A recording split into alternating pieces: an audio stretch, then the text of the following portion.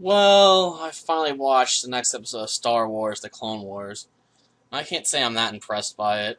On one hand, having them send a fighter squad to take out the Malevolence is probably a good idea, considering it can take out bigger transport ships and battle cruisers rather easily with its main weapon.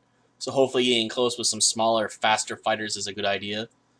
And fighters are a devastating way to take care of enemies in infinite space, so apparently it's considered a very effective tactic in sci-fi settings, I guess. I want to say fantasy. I guess Star Wars isn't so much of a fantasy setting anymore with the technical explanation behind the Force as it is. And yeah, I got a bunch of movies back there behind me, and video games, but I don't know what to think about the episode itself, to be honest. I mean, we still have some of the droid humor there, like it's been the last couple episodes, and I'm not fond of it. I guess you can argue that they finally introduced a more threatening enemy with General Grievous, but Grievous himself isn't that interesting of an enemy, at least upon initial glance. He just seems to be a more enhanced droid. Obviously, as someone who's knowledgeable of the series, he's a cyborg, but with his own backstory as a warrior. But I don't really care about that, and I'm not gonna constantly look through Wikipedia to find out about these sorts of things anyway. So take what you will with General Grievous. He is what he's presented as far as I'm concerned, a overhyped cyborg slash droid leader. I don't even know if one can call him a great or good leader. He does seem to be. Well, we haven't seen his fighting skills yet in the cartoon. I think we'll get to see some of it next episode. So far, we've only seen him yell and scream at his own droids and knock their heads off. Because apparently destroying your own units is a good military tactic if they upset you. I realize it's to showcase how evil and ruthless he is, but at the same time, it seems sort of self-defeating to start killing your own allies, especially when you have to consider how expensive the droids must be to make anyway, despite the fact that they royally suck at combat. And let's face it, the battle droids do suck. They openly admit that they still can't hit things very well. Even after they've disabled ships with the ion cannon, they still have issues with hitting a target that's mostly dead in space. So their skills are non-existent practically. One has to wonder why so many of them were made. You think they'd work on upgrading their targeting protocols at least. I guess we get what we get though. As far as the episode itself goes, overall, I don't know if it's really that enjoyable to watch. I mean, it's nice to see Anakin lead a team through a nebula in order to cut General Grievous off. So there's like, will the rest of the squad make it? Because you know Anakin has to make it. And since Ahsoka's with him, you know she has to survive at least this trip. Guaranteed.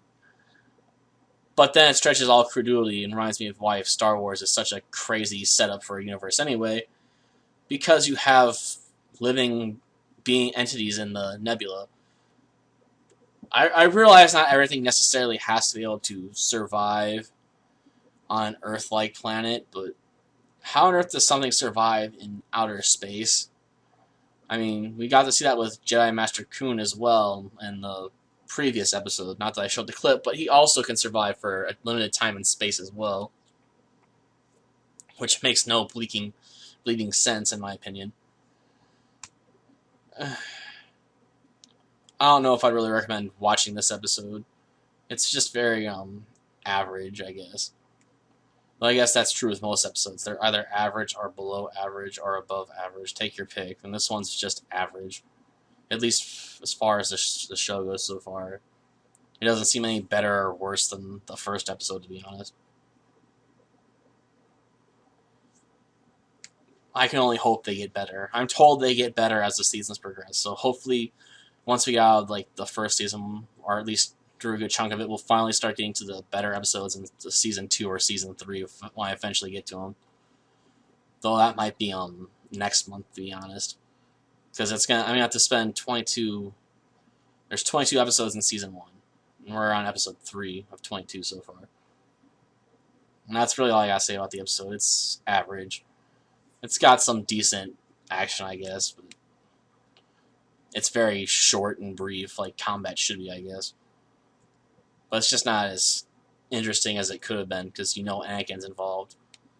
In some ways, it's expected. In other ways, it's sort of annoying. Is if you they bear off, I think, if they use characters that didn't have like some sort of well-known backstories or preset futures because of the other movies. Because George Lucas is involved with this cartoon, and therefore he has to make it match up with continuity with the movies. At least at least enough of with it, so that you end up with the same end results. I mean, it's obviously going to create some plot holes, which will have to be retconned. And it's not like the Star Wars universe isn't familiar with retcons anyway with all the expanded universe material.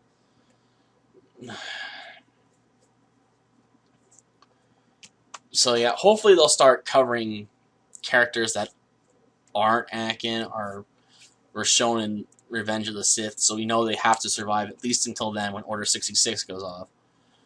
Because it sort of takes away from the drama when you're focusing on characters you almost have to survive. And the clones themselves will point out that they're expendable people, really. Which means it's not very interesting seeing them in action, because you know they have to be dying by the hundreds, if not thousands, or millions, or potentially hundreds of thousands a day. I mean, during this episode, there's a medical base that's attacked that has 60,000 injured clones from various battlefields that aren't dead, but are on the brink of it. I mean, how exactly do you expect me to take the clones' death seriously? I mean, they're not interesting characters, I guess, because they're meant to be expendable troops. I mean, introduce me. I guess part of the problem here is, as I'm saying, the series needs to introduce a new character like Ahsoka or some other new characters that we know may or may not survive. And I guess that's all my thoughts on this episode and some of my thoughts on the series in particular as well. Until next time, which will probably be tomorrow for episode 4, which is the Fall of Malevolence. So yes, it's going to get destroyed almost as soon as it was introduced. Swiftly.